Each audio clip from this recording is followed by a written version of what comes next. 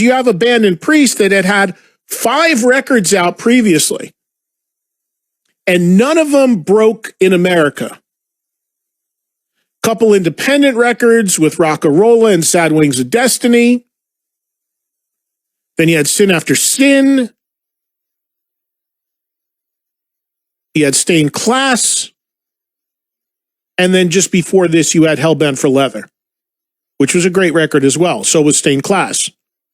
So Priest made a good amount of real good records and songs before British Steel, but it didn't really fully all come together until British Steel 40 years ago today. And it put Priest on the radio in America with Breaking the Law and Living After Midnight.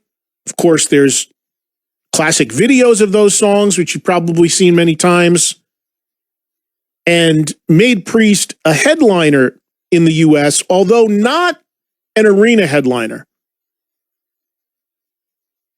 In America, Priest were playing for British Steel probably venues of around 2,000 to 3,000, 4,000 people max as a headline.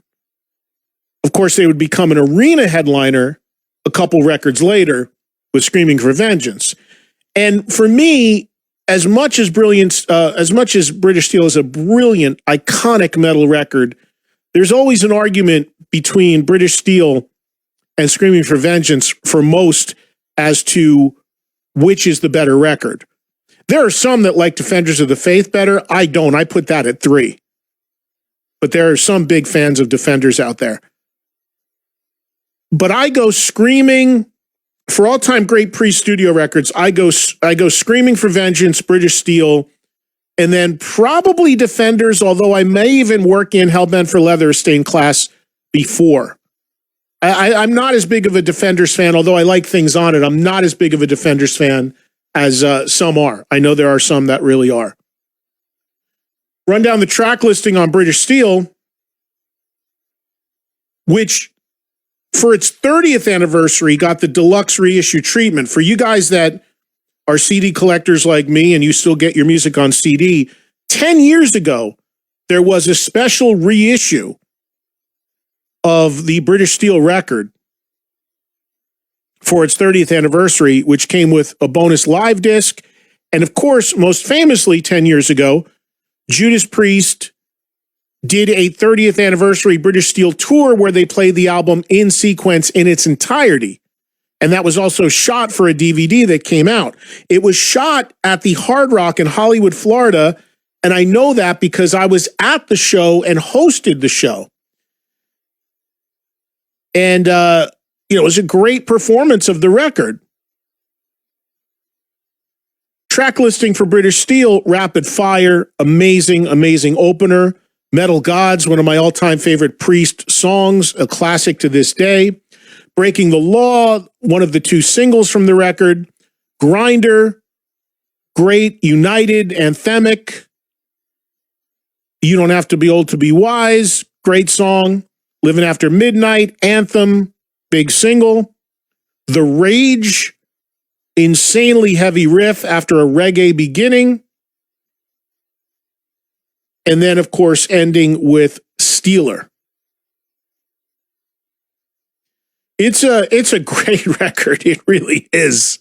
I mean, I just lean a little bit towards Screaming, just a little bit more.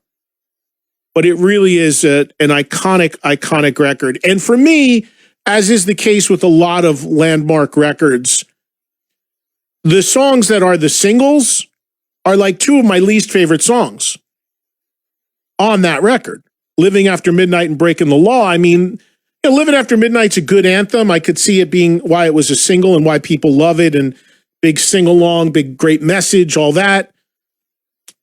Breaking the Law, it's okay. It was never a favorite of mine. But they're 2 huge songs in the band's catalog. Just became that way. But man, any day of the week, give me The Rage, give me Grinder, give me Metal Gods, give me Rapid Fire. Great stuff. The record still sonically sounds great. Great production. Tom Allum, who worked with the band on their last record. So you would think that would make sense, that when you draw a parallel between these two records, for Maiden, they were just getting started. It was their first time recording a record. They were figuring it out still. This was just their first foot in the ground.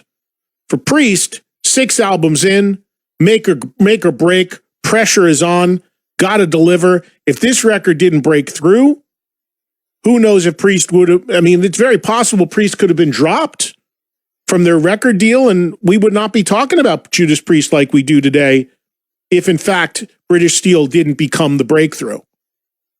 I remember Rob telling me some of the record, and I think Metal Gods, and some of it was recorded at a studio that was in John Lennon's house. John Lennon had a house, and he had rented it out, and they converted it into a recording studio, and that was one of the places that they had made some of, if not all of, the record. But it's a record that was celebrated for its 30th anniversary with a tour and a deluxe edition, and that is hard to believe that that was 10 years ago already, and we are now today on the 40th anniversary of this landmark Judas Priest record. So a very happy 40th to Maiden's debut and to Judas Priest, British Steel, both turning 40 today. And